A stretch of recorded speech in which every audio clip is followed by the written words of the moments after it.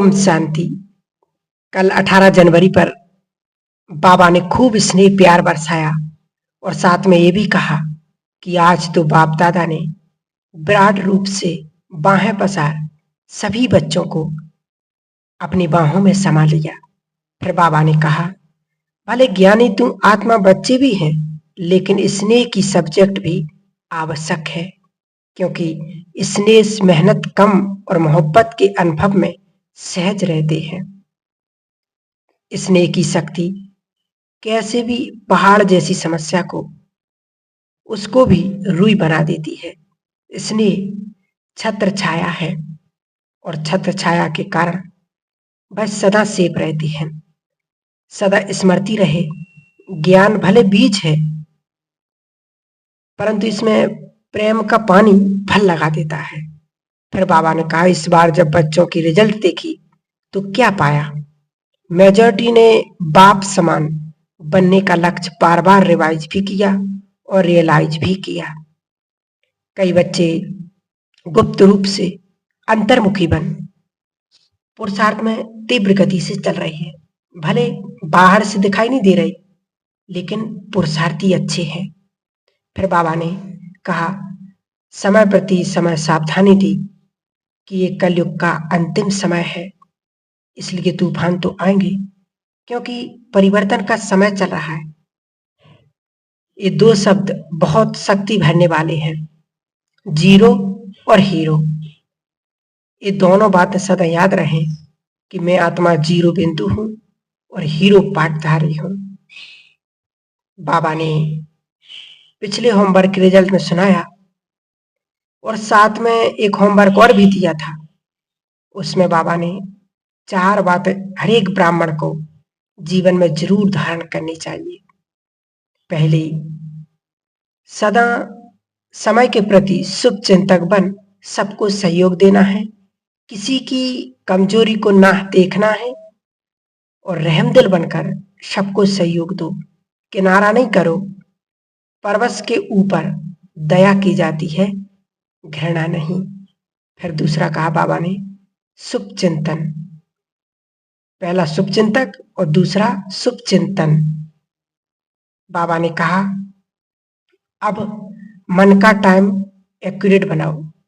अमृत वेले मिलन मनाने के बाद मन को स्वयमान में लाओ और दिन भर कम से कम 12-13 बार रियलाइज भी करो और रियलाइज भी करो, क्योंकि बिजी रहने से व्यर्थ संकल्प सहज समाप्त हो जाते हैं, मेहनत नहीं करनी पड़ती और हर समय पॉजिटिव रहेंगे। तीसरा कहा शुभ व्रति। बाबा ने कहा, शुभ व्रति वायुमंडल को भी अशुद्ध बनानी है, इसलिए व्रति को शुद्ध बनाना है। चौथा है, हर एक को ये जिम्मेवारी लेनी है, दूसरों को नहीं देखना है। ऐसा नहीं कि मेरा काम है शुभ सोचना, शुभ भावना देना।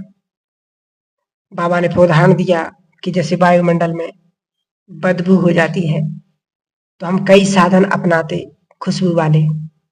तो बाबा ने कहा, चाहे आज से चाहे छोटे हैं चाहे नए हैं, सबकी जिम्मेवारी है कि मुझे शुभ चिंतक बनाना ही है। तो बाबा ने कहा, आपकी ये प्रतिज्ञा शुभ चिंतक प्रत्यक्षता करेगी। मुझे शुभ वायुमंडल बनाना ही ये प्रतिज्ञा ही प्रत्यक्षता कराएगी। बाबा ने कहा, कभी कभी प्रतिज्ञा में दृढ़ता नहीं होती, इसलिए जितनी सफलता चाहिए उतनी नहीं मिलती है।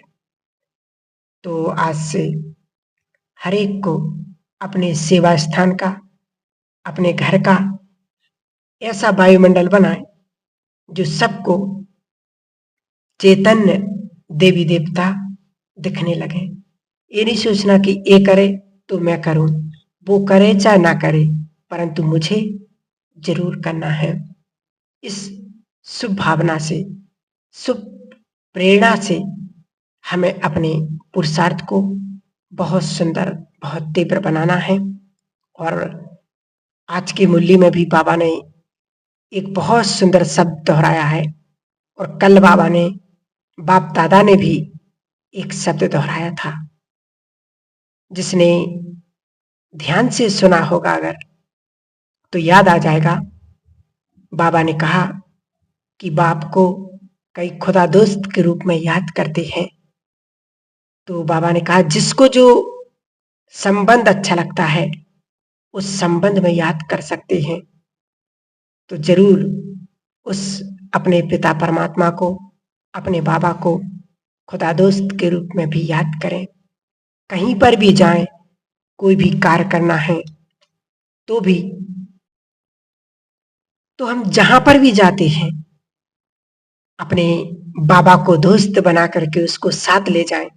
कोई भी कार्य करवाना है तो कहो कि आओ दोस्त, मेरे खुदा दोस्त, चलो एक काम करना है।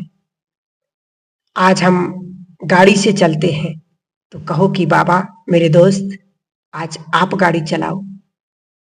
तो हम जब उसको दोस्त के रूप में याद करेंगे तो कभी भी अकेलेपन का अनुभव नहीं होगा। ये बाबा ने कहा हुआ है।